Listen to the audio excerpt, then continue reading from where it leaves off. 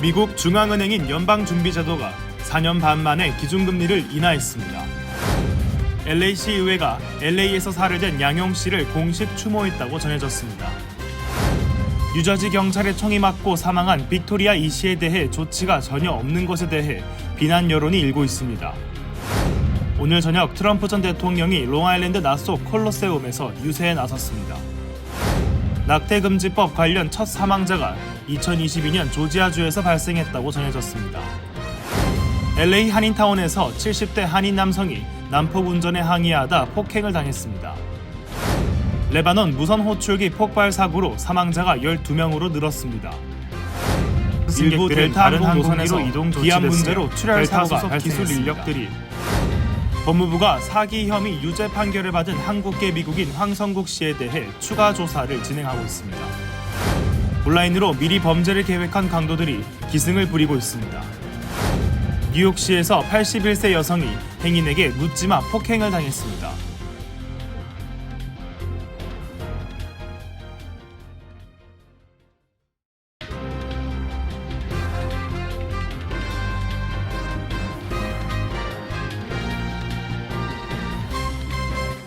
안녕하십니까? KBTV 뉴스 9 이창원입니다. 미국 중앙은행인 연방준비제도가 4년 반 만에 기준 금리 인하를 단행했다고 전했습니다. 이번 금리 대폭 인하 결정은 인플레이션을 잡기 위한 긴축 통화 정책에 사실상 마침표를 찍은 것이라고 언론들은 전했습니다. 기러미 기자의 보도입니다. 연준은 이틀간의 연방공개시장위원회 회의를 마무리하면서 기준금리를 기존 5.25에서 5.5%에서 4.75에서 5%로 0.5%포인트 내리기로 결정했다고 밝혔습니다. 성명을 통해 최근 지표들은 경제활동이 계속 견고한 속도로 확장하고 있음을 시사한다며 일자리 증가는 둔화했고 실업률은 상승했지만 낮은 수준을 유지하고 있다고 발표했습니다. 인플레이션은 연방공개시장위원회의 2% 목표를 향해 더 진전을 보였지만 여전히 다소 올라가 있는 상태라고 진단하면서도 고용과 인플레이션 목표에 대한 리스크는 대체로 균형을 이뤘다고 판단한다고 덧붙였습니다. 또한 점도표에서 연말 기준금리 전망치를 4.4%로 낮췄고 이는 연내에 0.5%포인트 추가로 금리 인하가 있을 것임을 예고한 것입니다. 아울러 연말 실업률은 4.4%로 예상해 6월 예측치 4%보다 0.4%포인트 높았고 연말 개인소비지출 물가 상승률 예상치는 6월 2.6%에서 2.3%로 하향했다고 전했습니다. 11월 5일 미국 대선을 앞두고 이뤄진 이번 금리 인하에 대해 미국 민주, 공화 양 진영은 엇갈린 입장을 보일 것으로 예상됩니다. 바이든 행정부의 일원으로 민주당 대통령 후보인 카멀라 해리스 부통령은 인플레이션 완화 노력의 성과로 평가할 것으로 예상되는 반면 공화당 후보인 트럼프 전 대통령은 정치적으로 민감한 시기에 상대 후보에 힘을 싣는 결정이라는 견해를 보일 것이라고 언론들은 관측했습니다. KBTV 뉴스 길련민입니다. LA시의회가 사건이 발생한 지 139일 만에 처음으로 LA 경찰국 경관에 의해 살해된 양용 씨를 공식 추모했습니다. 초선 의원인 휴고 소토 마르티네스 의원의 주도로 추모식이 열린 것인데요. 사망한 시민의 가족을 시의회에 초청해 공개적으로 추모한 것은 사실상 처음입니다. 그가 유가족을 얼마나 배려했는지 알 수 있었습니다. 전장 기자가 전해드립니다. 휴고 소토 마르티네스 의원은 LA시 의회 회의장에 양용 씨의 유가족을 초대했습니다. 그는 유가족을 단상에 세우고 긴 추도의 글을 읽어내려가기 시작했습니다. 마르티네스 의원은 양극성 장애를 가졌던 젊은 청년이 의료상의 도움을 받지 못하고 부모의 집 거실에서 경찰이 쏜 총에 맞아 사망했다며 공정한 조사가 조속히 마무리돼 가족과 커뮤니티 모두가 상처를 치유할 수 있기를 기원한다고 말했습니다. 그는 무려 3분 가까이 추도의 글을 읽었습니다. 그가 추도의 글을 읽는 동안 시의회 중계 화면에는 양 씨의 생전 모습과 단란한 가족 사진들이 연이어 게시됐습니다. 양 씨가 노래를 부르는 모습의 추모 사진 밑에는 한인 시의원 대신 휴고 소토 마르티네스 의원의 이름이 명시돼 있었습니다. 시 지역구 의원이 경찰 총격으로 사망한 시민의 가족을 시의회에 초청해 공개적으로 추모한 것은 사실상 처음입니다. 마르티네스 시의원은 가족과 주변에 경찰 폭력으로 숨진 분들을 본 적이 있다며 양 씨 가족을 절대로 외면해서는 안 된다고 판단했다고 밝혔습니다. 마르티네스 시의원의 이례적인 유가족 초대는 이번 사건의 한인 선출직 정치인들이 약속이나 한 듯 함구해온 행보와 극명하게 대조되고 있습니다. 마르티네스 시의원의 목소리와 감정이 시의회장에 가득 퍼질 때 그곳에는 한인 40여 명이 피켓을 들고 시의원들 앞에 서 있었습니다. 피켓에는 경찰의 무분별한 대응과 양용의 죽음을 애도하는 메시지 그리고 당국을 향한 침묵의 외침이었습니다. 추도의 글이 끝나자 시의장이 휴정선언 의사를 묻는 순간 그동안 성명 하나 내지 않았던 한인 존 이 시의원이 유가족의 진심으로 위로의 말씀을 드린다고 짧게 발언했습니다. 유가족과 이날 시의회에 참석한 한인들은 이 시의원의 메시지를 전혀 공감하지 못했다고 전했습니다. 한인들을 끝까지 챙긴 건 마르티네스 시의원 사무실 관계자들 뿐이었다고 유가족은 감사를 표했습니다. 마르티네스 의원은 잊지 말았어야 할 끔찍한 죽음은 우리 모두의 슬픔이라며 한인들과 함께 엄정한 조사를 지켜보겠다고 밝혔습니다. KBTV 뉴스 전상입니다. 한편 뉴저지에서 정신건강 문제로 도움을 요청했던 빅토리 씨가 경찰의 총격으로 사망한 지 7주가 넘었습니다. 그런데 폴리타운 정부가 아직까지 총격 사살한 경찰에게 어떠한 조치도 하지 않으면서 비난 여론이 일고 있습니다. 폴리타운 정부는 해당 경찰에 어떤 처분을 내릴 권한이 없다고 내세우고 있는 주장은 사실과 다른 것으로 드러났습니다. 전장 기자입니다. 미주 한국일보가 최근 수년간 뉴저지에서 발생한 경찰 총격 사건들을 조사한 결과 총격을 가한 경찰에 대해 주 검찰 조사가 종료될 때까지 경찰 인사권을 갖고 있는 각 지방정부에서 행적 휴직 처분을 내린 전례가 있는 것으로 확인됐습니다. 뉴욕에서 지난 2021년 발생한 뉴욕시 소속 경찰관이 근무 중 39세 남성을 총으로 쏴 숨지게 한 사건에 대해 로드 바라카 뉴욕시장은 다음 날 해당 경찰에 대해 주 검찰의 조사가 끝날 때까지 행정휴직 처분을 내린다고 발표한 바 있습니다. 숨진 남성의 유족은 비무장 상태임에도 경찰의 총격에 의해 사살됐다는 주장을 폈지만 해당 경찰은 사건 발생 2년 만인 2023년 1월 열린 대배심에서 논란 끝에 기소되지 않았습니다. 다만 이 경찰은 검찰 조사가 끝날 때까지 행정휴직 처분 상태였던 것으로 알려졌습니다. 또한 지난 2022년 트렌턴에서 차량에 타고 있던 비무장 상태의 29세 흑인 남성이 경찰에 의해 총격 사살된 사건에서도 당시 총격에 연루된 경찰 4명 모두 행정휴직 처분을 받은 바 있습니다. 이 같은 사례들은 지난달 7월 28일 사건 발생 2달 가까이 지나도록 이 씨 사망을 야기한 경찰관에 대해 포틀리타운 정부가 아무런 조치도 내리지 않는 모습과는 다른 것입니다. 포틀리에서 이 씨에게 충격을 가해 사살한 토니 피켄슨 주니어 경관의 경우 어떠한 인사처분 없이 의료적 이유를 명분으로 직장인 상해보험을 받으면서 휴직 중인 것으로 파악됐습니다. 이에 대해 지난 5일 마크 소콜리치 시장과 폴윤 시의원 등과 만난 포틀리 주민 20여 명은 직장인 상해보험을 적용받는 휴직의 경우 경찰 본인이 희망하면 업무 복귀가 가능하다는 점에서 주 검찰의 조사 결과가 나올 때까지 근무에서 배제시키는 행정휴직 조치를 내려야 한다고 요구했지만 타운 정부는 이를 거부했습니다.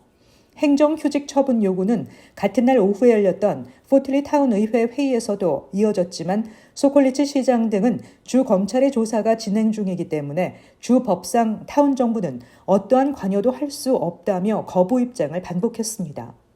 그러나 포틀리 타운 정부의 권한이 없다는 주장은 사실상 회피 목적이 크다는 의혹을 불러일으키고 있습니다. KBTV 뉴스 전상입니다. 오늘 저녁 7시부터 롱아일랜드 나소 카운티 콜로세움에서 도널드 트럼프 전 대통령이 유세에 나섭니다. 나소 카운티 경찰은 모든 자원을 동원해 집회의 안전을 확보할 계획이라고 밝혔습니다. 최시우 기자의 보도입니다. 오늘 오후 7시부터 롱아일랜드 나소 콜로세움에서 도널드 트럼프 전 대통령의 유세가 재개됩니다. 장식된 트럼프 차량들이 집회 시작 하루 전부터 주차장을 채우기 시작했으며 사람들은 의자를 꺼내고 시간을 보내며 저녁 7시 행사를 기다리고 있습니다. 콜로세움 주변 지역의 교통이 매우 혼잡할 것으로 예상됩니다. 주차장에 설치된 비디오 모니터를 통해 유세가 중계될 예정이며 주차장 메인 입구에서는 티켓 소지자만이 입장이 허용됩니다. 브루스 블레이크먼 나소 카운티 행정관은 유세와 연관이 없는 사람은 정오부터 저녁 10시까지 이 지역을 피하라고 조언했습니다. 또한 경찰이 모든 자원을 동원해 트럼프와 그의 지지자들을 보호할 것이라 덧붙였습니다. 나소 카운티 경찰은 비상서비스, 기마부대, 항공 유닛을 연방수사국과 함께 지원할 예정입니다. 또한 비밀 경호국과 협력해 집회의 안전을 확보할 계획이라 밝혔습니다. 이번 트럼프 전 대통령의 유세는 부통령 카멜라 해리스와 TV 토론을 가진 지 약 일주일 만에 열리는 것이며 선거일까지는 48일이 남았습니다. 한편 연방수사국은 도널드 트럼프 전 대통령의 두 번째 암살 시도로 보이는 사건에 대해 조사를 진행 중입니다. KBTV 뉴스 최시우입니다. 미국의 낙태 문제가 11월 대선의 핵심 이슈로 부상한 가운데 2022년 조자주에서 사망한 여성이 낙태 금지법에 따른 치료 지연에 따라 숨졌을 가능성이 있다는 주 차원의 평가가 처음으로 나왔습니다. 이는 정부가 예방이 가능했다고 평가한 낙태 관련 첫 사망 사례라는 지적입니다. 전장 기자의 보도입니다. 언론에 따르면 당시 28세였던 앰버 니콜 서머는 2022년 8월에 낙태약에 따른 드문 합병증에 대한 수술을 받던 중 사망했습니다. 연방대법원은 2022년 6월 연방 차원의 낙태권을 보장한 로데 웨이드 판결을 폐기했습니다. 그 후 조지아주는 같은 해 7월 임신 6주 이후의 낙태를 금지하는 법을 시행했으며 관련 시술을 제공할 경우 중범죄로 규정했습니다. 서머는 당시 6주가 지난 쌍둥이를 임신 중이었으며 조지아주의 낙태 금지법에 따라 인근 노스캐롤라이나주에서 낙태약 처방을 받아 복용했습니다.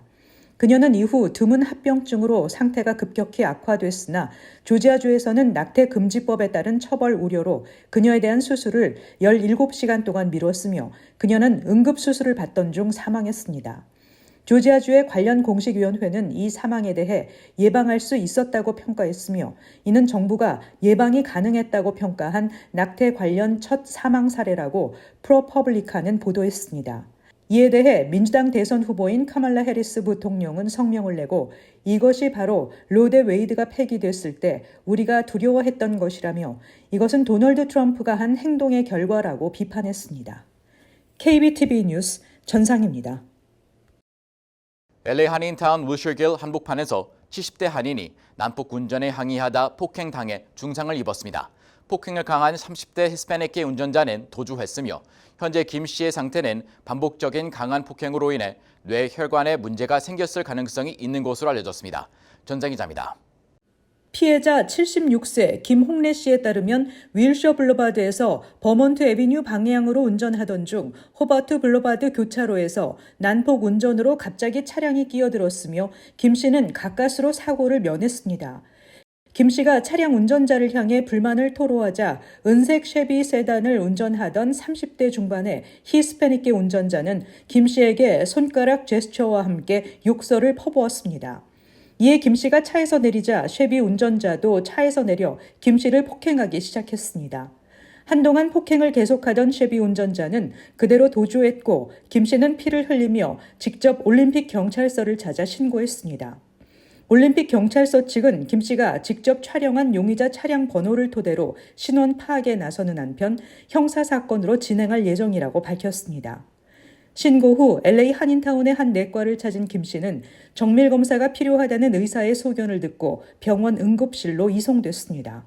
현재 김 씨의 상태는 반복적인 강한 폭행으로 인해 뇌혈관에 문제가 생겼을 가능성이 있으며 안면부 열상이 심해 봉합이 필요한 상황인 것으로 전해졌습니다. KBTV 뉴스 전상입니다. 어제 레바논에서 무선 호출기 동시다발 폭발 사고가 발생하면서 수천 명이 부상당한 가운데 사망자 수가 12명으로 늘어났습니다. 헤즈볼라는 그 배후로 이스라엘을 지목하면서 보복을 다짐했습니다. 기러민 기자입니다. 현지 시간 어제 오후 3시 30분경 레바논에서 수천 명의 헤즈볼라 전투원들이 무선 호출기 폭발로 부상을 입거나 사망했습니다. 레바논 보건부는 이번 폭발로 인한 사망자가 12명으로 늘어났으며 그 중에는 어린이 2명도 포함되어 있다고 밝혔습니다. 레바논을 기반으로 활동하는 무장정파 헤즈볼라는 이번 무선 호출기 폭발 사건을 학살이라고 규정하고 그 배후로 이스라엘을 지목하며 혹독한 처벌을 예고했습니다. 이번 무선 호출기 폭발 사고로 약 3,000명이 부상을 입었습니다. 부상자 중에는 이란의 레바논 대사 모스타바 아마니도 포함됐으며 현재 그는 머리에 심각한 부상을 입었으며 한쪽 눈을 실명했다고 이란 국영 뉴스 매체인 알메으르가 보도했습니다. 피해자의 대부분은 헤즈볼라의 전투원 또는 민간인으로 헤즈볼라와 연관이 있는 사람들이었습니다. 이스라엘은 이번 사건에 대해 공식적으로 언급하지 않았습니다. 폭발한 호출기는 모두 최근 몇 달 동안 헤즈볼라가 획득한 AR-924 모델이었습니다. 이들은 헤즈볼라 지도자가 전투원들에게 휴대전화를 소지하지 말라고 경고한 이후 배포되었습니다. 휴대전화는 위치 추적이 가능해 이동 경로나 표적 공격에 사용될 수 있기 때문입니다.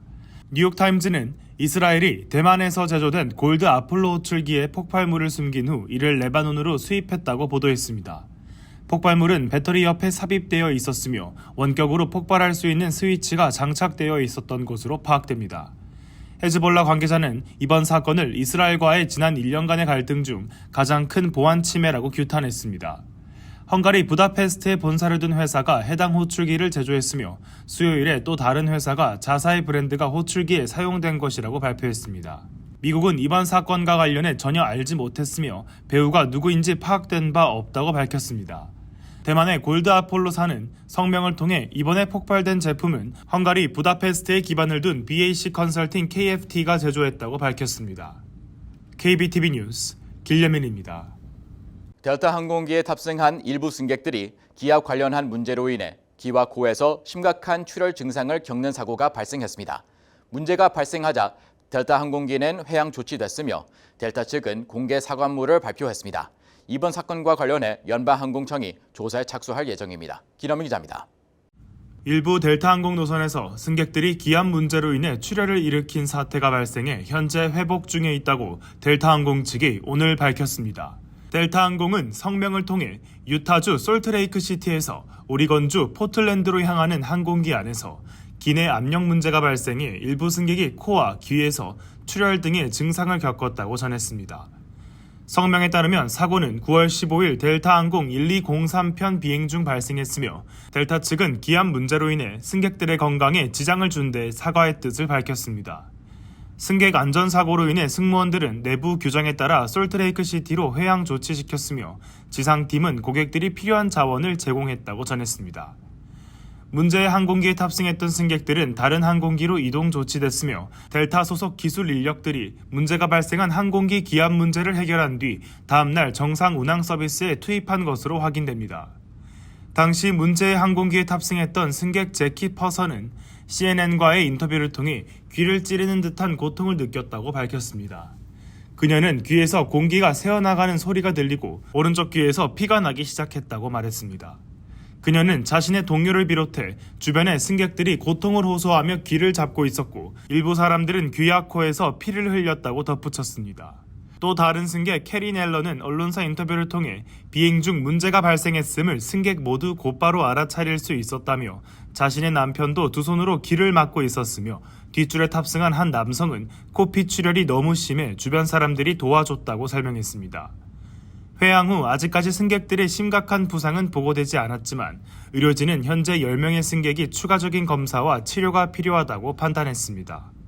델타 항공기의 기압 관련 문제와 이로 인한 승객들의 출혈 발생 사건으로 인해 연방항공청이 조사에 착수할 것이라고 밝혔습니다. KBTV 뉴스 길려민입니다. 법무부가 사기 혐의로 유죄 판결을 받은 한국계 미국인 빌 황, 한국명 황성국 씨가 360억 달러 규모 투자 회사인 Archegos Capital Management를 청산하는 과정에서 몇몇 대형 은행에 담합이 있었는지 추가 조사를 진행 중입니다. 김원민 기자입니다.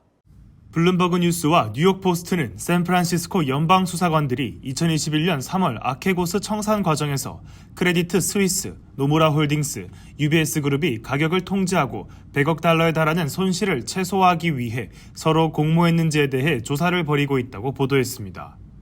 아케고스 캐피털 매니지먼트 설립자인 한국계 미국인 빌 황은 2021년 3월 아케고스 붕괴로 인해 전 세계 주식시장이 요동치고 은행들의 수십억 달러의 손해를 끼친 바 있습니다. 빌 황은 지난 7월 뉴욕 연방법원에서 총 11개 혐의 가운데 10개 혐의에 대해 유죄 판결을 받았습니다.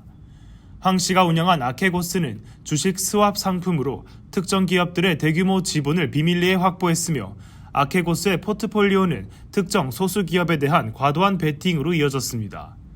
투자한 은행들이 황 씨에게 특정 기업의 과도한 베팅은 위험이 크다며 리스크 커버를 위해 추가 자금 예치를 요구했고, 황 씨가 이에 불응하자 은행들은 투자 자금 회수를 위해 청산에 돌입했고 대규모 매도 사태로 이어졌습니다.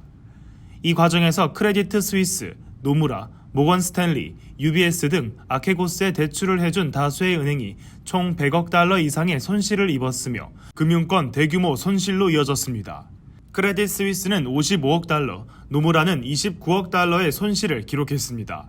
황 씨와 함께 아케고스 최고 재무 책임자 패트릭 헬리건도 기소됐으며 이들은 2021년 3월 전 세계 금융계를 흔든 마진콜 사태 사건의 핵심 인물입니다. 연방검찰은 황 씨와 헬리건이 황 씨가 큰 부자인 것처럼 보이도록 하려고 15억 달러 규모의 자산을 360억 달러 자산으로 부풀리는 수법을 사용했다고 밝혔습니다. 아케고스가 투자한 회사들은 한때 증시 활황으로 크게 상승했지만 국채 금리 상승과 맞물려 주가가 하락할 조짐을 보이자 공매도 세력의 공격이 시작됐습니다. 재판부는 황과 헬리건의 선고 날짜를 10월 28일로 정했으며 두 사람은 선고 전까지는 보석 상태로 구금되지 않을 예정입니다. KBTV 뉴스 길려민입니다. 범죄자들이 질로 같은 부동산 중개 사이트와 구글 거래비를 통해 강도를 치밀하게 실행하는 것이 큰 문제가 되고 있습니다. 집에 대한 많은 정보들이 인터넷 검색을 통해 쉬운 수집이 가능해져서 강도들이 범행 계획부터 탈출까지 완벽하게 행하고 있다고 전해졌습니다. 김현민 기자입니다. 주택을 타깃으로 한 강도들은 주로 동네를 돌아다니며 누구의 집을 타깃으로 할지 모색합니다. 하지만 이젠 강도들은 자신의 핸드폰, 노트북 등 여러 전자기기로 손쉽게 온라인 부동산 중개 사이트에 접속해 이젠 더욱 빠르고 쉽게 잠재적 타겟을 설정하고 범죄 계획을 세운다고 전해졌습니다. 캘리포니아 리버사이드 경찰국은 많은 강도들은 이러한 수법을 써 범죄에 성공하고 있다고 전했습니다. 범죄에 이용한 전자기기에는 인터넷 사용 기록들이 있고 형사들은 그들의 구글 지도 검색 기록을 통해 그들이 특정한 주소와 동네를 타깃한 것으로 파악했고 그 주소들은 모두 인터넷 중개 사이트에서 매물로 등록되어 있는 주소들이었습니다. 구글은 구글 지도와 구글 거리뷰 이미지를 통해 전 세계 곳곳의 모습을 고화질의 위성 사진으로 제공하기 때문에 지구상의 주거지 98%가 사진과 영상으로 찍혀서 인터넷에서 누구나 접근 가능해졌다는 것입니다. 한편 부동산 중개 사이트 중 가장 대중적인 질로우는 2024년 7월 기준으로 미국 내에서 대략 1억 30만 개의 매물이 있다고 전했습니다. 전 뉴욕시 경찰국 형사 팻 브로스나는 매도인, 임대인, 부동산 중개인들은 매물을 사이트에 올릴 때 중요한 정보를 제한하도록 권고했습니다. 만약 집을 팔려고 한다면 집에 대한 많은 정보를 공유하지 말고 최소한의 정보만을 제공할 것을 권고한다며 특히 창문, 현관문 등 그들의 범죄 계획에 도움이 될 만한 민감한 정보를 절대 공유하지 말라고 덧붙였습니다.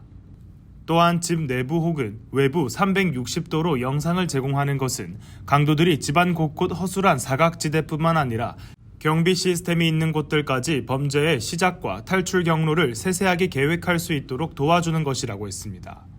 이러한 위험을 방지하기 위해서는 보안 카메라와 보안 경비 시스템을 집 외부, 내부 곳곳에 설치하고 옆집 혹은 동네 주민들과 매우 가까이 지낼 것을 조언했습니다.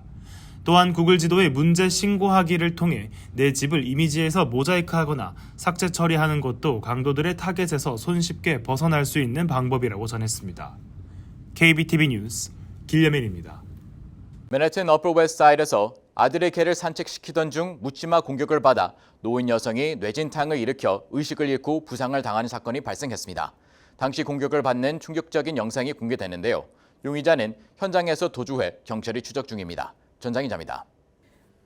팍스5 뉴스가 입수한 영상에 따르면 81세의 뉴욕 주민이 오후 7시쯤 웨스트 66번가와 암스테르담 에비뉴 아파트 근처 보도에서 그녀에게 다가온 남자에게 얼굴을 맞았습니다. 영상에 따르면 용의자는 그녀의 옆을 지나간 후 잠시 후 돌아서서 그녀에게 무자비한 폭행을 가했습니다. 그을러 프롬문으로 확인된 이 여성은 갑작스러운 펀치를 맞은 후 바닥에 쓰러졌습니다. 경찰에 따르면 그녀는 얼굴과 머리에 부상을 입었고 치료를 위해 마운트 사이나이 모닝사이드 병원으로 이송됐습니다. 그녀는 당시 기억을 잃어 무슨 일이 일어났는지조차 기억나지 않는다고 말했습니다.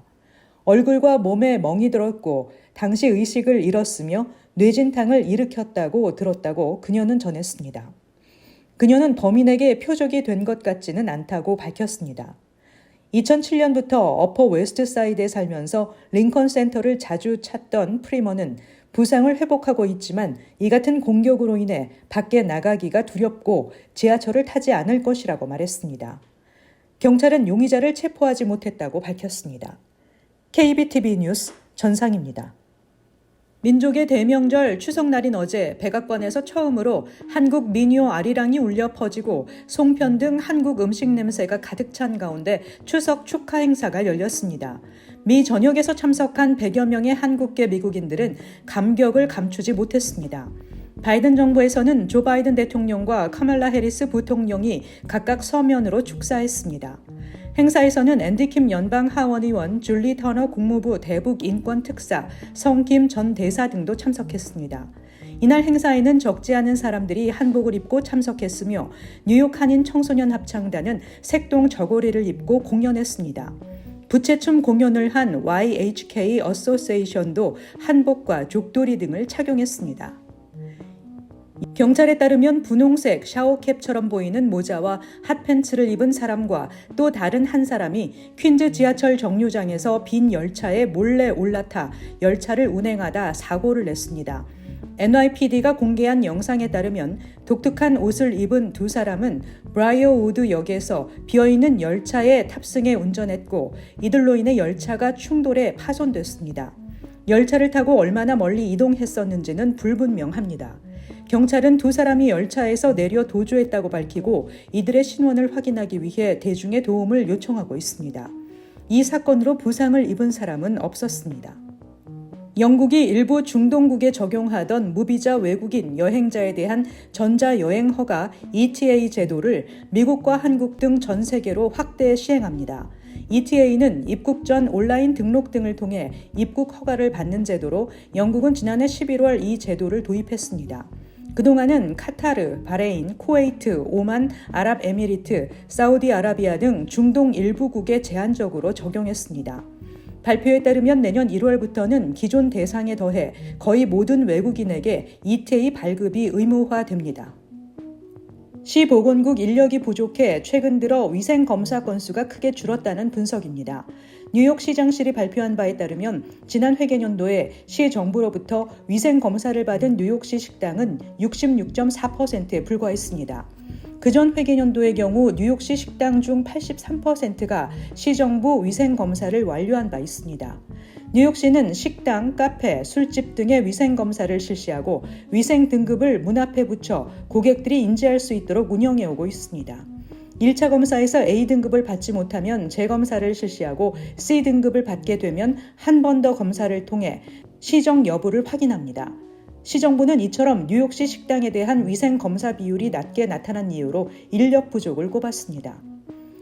워싱턴 포스트는 2023년에 렌트비와 공과금이 집값 상승률을 앞지른 것은 10년 만에 처음이며 이는 왜곡된 주택 시장이 더 많은 사람들을 임대로 내몰고 있다는 최근의 징후라고 밝혔습니다.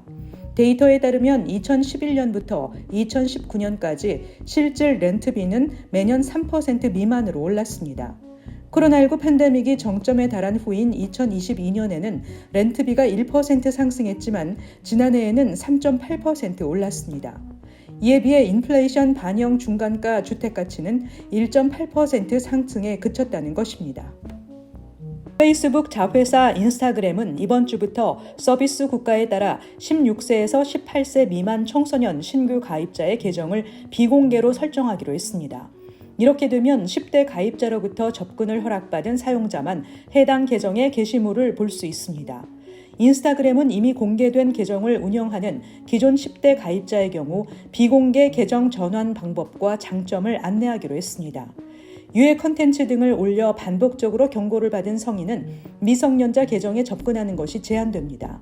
또 인스타그램은 페이스북과 함께 10대를 위주로 하는 타겟 광고에도 제한을 두기로 했습니다. 잠시 후 커뮤니티 브리핑을 전해드립니다.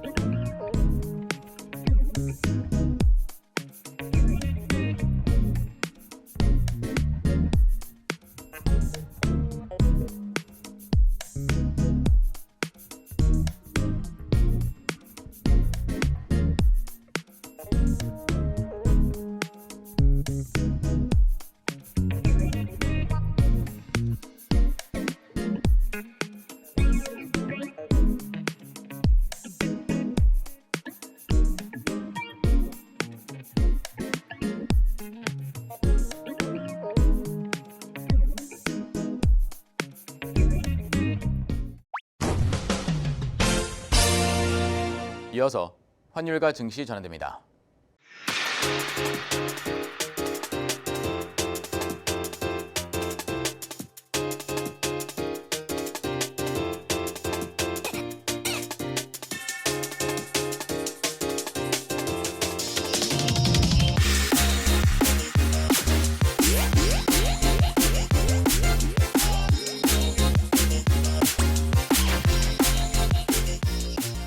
잠시 후 뉴욕과 뉴저지 날씨 전해드립니다.